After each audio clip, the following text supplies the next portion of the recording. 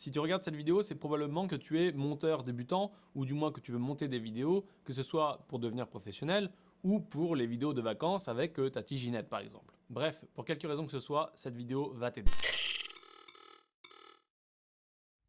Tu l'as compris quand tu as lu le titre de cette vidéo. Dans cette vidéo, je vais te donner les 5 erreurs les plus communes que je vois dans les montages, on va dire débutants, ou dans les montages de gens qui ne sont pas professionnels.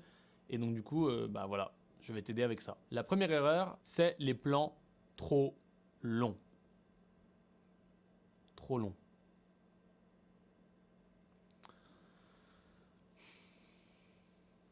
Tu vois ce que je veux dire ou pas?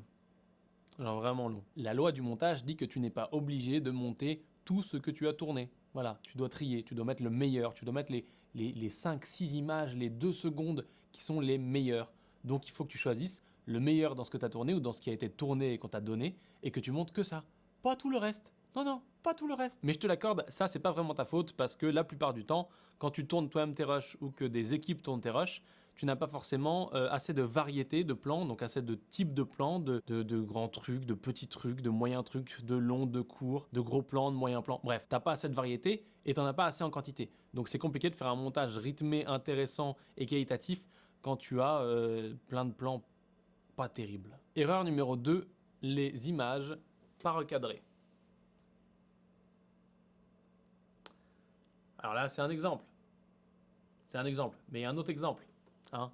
Là, le micro, on pourrait faire un recadrage un peu comme ça, tu vois, où je pourrais tout simplement, moi, me rapprocher. Bon, là, c'est plus du montage.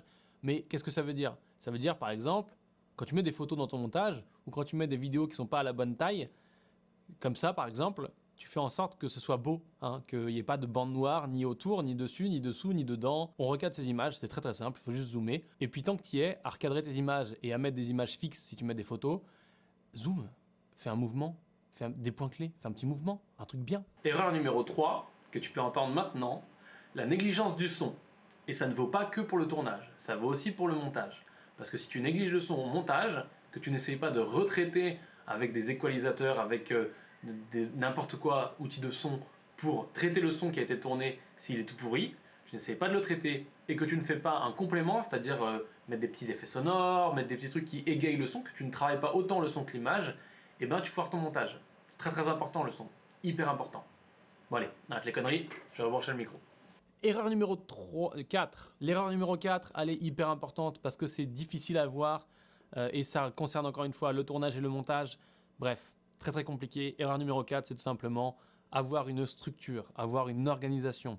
C'est-à-dire que ton montage, ça peut pas être tu prends tes images et tu les jettes comme ça. Que ce soit un montage narratif, court-métrage, documentaire, whatever, il faut que tu aies une structure. Au moins une structure dans la façon dont tu organises les plans, la façon dont tu nous racontes l'histoire, faire une évolution. Voilà, il faut qu'il y ait une évolution, il faut qu'il se passe quelque chose, il faut que ça raconte quelque chose, il faut qu'on ait un intérêt à le regarder. Alors bien évidemment, effectivement, si c'est ta vidéo de vacances, c'est plus compliqué, mais même la vidéo de vacances, on a ce qu'on appelle le vlog, donc tu peux faire un truc style vlog, où tu vas nous faire cheminer dans ta vacance, ça se dit pas la vacance. Bon, t'as compris, en gros, tu vas nous emmener d'un point A à un point B, tu vas nous raconter ça, ou tu vas nous raconter autre chose, mais il faut que tu trouves une structure narrative, c'est le plus important. Que ce soit raconter une journée, comme un vlog, que ce soit raconter une année, comme raconter une année, que ce soit raconter un tournage, comme un making of, n'importe quoi, trouve une structure narrative, et cette structure narrative qui, si tu veux, regarde ton montage d'en haut comme ça, eh ben, elle doit être à l'intérieur avec plusieurs petites structures narratives, où elle doit avoir au moins, au minimum, des plans qui s'enchaînent de manière logique et qui peuvent être reconnus par un cerveau humain qui regarde ta vidéo et qui est intéressé comme une progression, comme quelque chose qui avance et on se dise waouh, qu'est-ce qui va se passer après. Et pour finir, la dernière erreur qui est une erreur absolument énormissime et très très grave, parce que ça fait de toi une quiche. Ok, quiche, c'est peut-être un petit peu violent, mais ça fait de toi un mauvais professionnel ou un mauvais amateur qui va galérer parce qu'il ne va pas s'en sortir. Et cette erreur, c'est tout simplement de négliger l'aspect technique. Attention, 5e erreur, 5, je ne parle plus de montage pur dans ta timeline, tout ça, tu fais des transitions, ouh, on s'éclate. Je te parle de maîtriser la technique, comprendre que le montage, c'est plus que s'amuser dans une timeline et faire des cuts.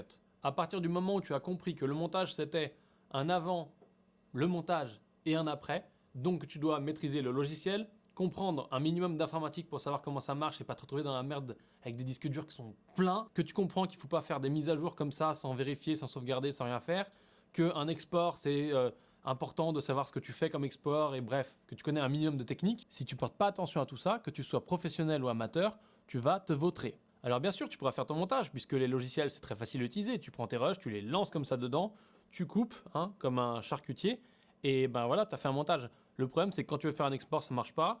Quand tu veux faire un import, ça marche pas. Tes disques durs ils sont pleins, il n'y a plus rien qui marche, ça fait des bugs, ça plante, bref, etc. Donc si tu maintiens pas ton ordinateur, que tu comprends pas ton logiciel, au-delà de comment couper, comment cutter, etc., tu pourras pas t'en sortir. Tu vas avoir des problèmes. Si tu penses que je dis n'importe quoi, tu vas jeter un coup d'œil dans n'importe quelle vidéo qui parle de vidéo et de montage sur internet, tu vas voir tous les commentaires et tu vas comprendre ce que je veux dire. Alors oui, mais Max, c'est facile pour toi, t'es un professionnel. Non, c'est pas facile pour moi. Tous les jours, j'apprends. C'est l'excuse tout le temps, ça. Oui, mais moi, je sais pas. Bah, si tu sais pas, apprends. Le mec trop vénère. Bon, c'est la fin de cette vidéo. J'ai voulu vraiment te faire ces 5 petits points là, très importants, très importants. Alors bien entendu, je t'ai pas parlé comme beaucoup t'auraient dit. Oui, fais des transitions plus belles, fais pas autant de transitions, fais des images. Voilà, l'artistique c'est bien, mais le problème c'est que tant que tu maîtrises pas ces points là qui sont des basiques du montage, ça sert à rien d'aller faire des trucs, des exploits là. Voilà, fais les bases, apprends les bases. Et puis après, bim, bim, bim, tu regardes des vidéos, tu documentes, tu aiguises ton œil. Parce que voilà, le montage, c'est vraiment être un charcutier de la précision, un chirurgien de l'image. Tu es vraiment un chirurgien. Tu vas aller chirurgier ton montage pour qu'on comprenne bien, que ce soit intéressant, que ce soit rapide, pas rapide, lent, rythmé, etc. Bref. C'est la fin de cette vidéo, je te remercie de l'avoir regardé. Si bien sûr tu l'as aimé, tu peux mettre le pouce qui va vers le haut. Je sais qu'il n'est pas bleu quand tu appuies dessus, mais tu peux le mettre quand même. Tu peux aussi mettre un petit commentaire en me donnant tes astuces de montage et me